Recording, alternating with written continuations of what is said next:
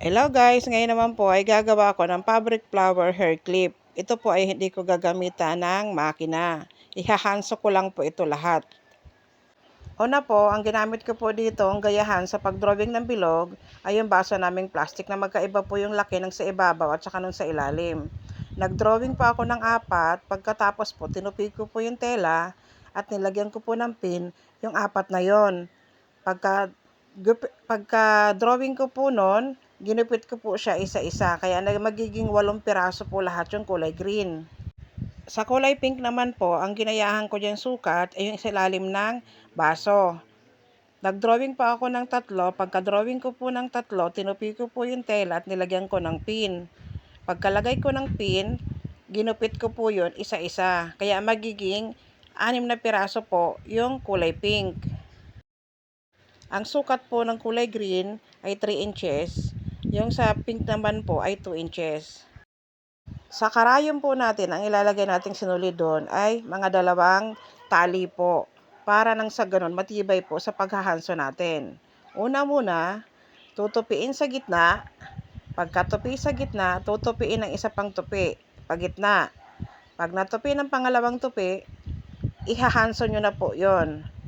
Pag nahanso, ganun din po sa pangalawa. Tupi sa gitna, bago tutupiin ulit ng pagitna. Bali 2 beses na tupi. Bago hanso.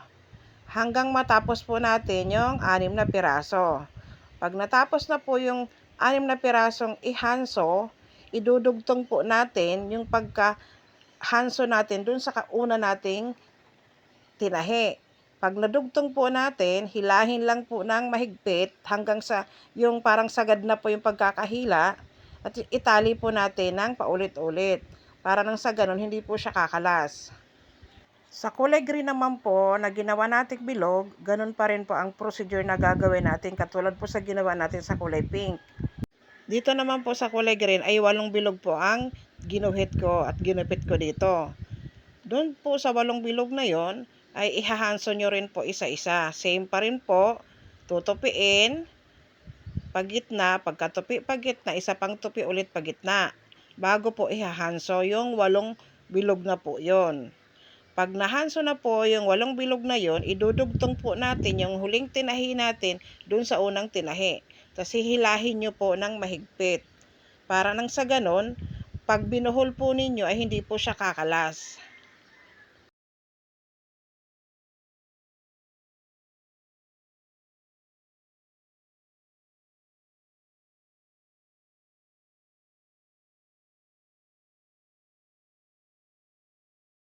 Ang felt fabric po ay gugupitan natin ng 2. Para nang sa ganun po, doon natin ipapasok yung hair clip.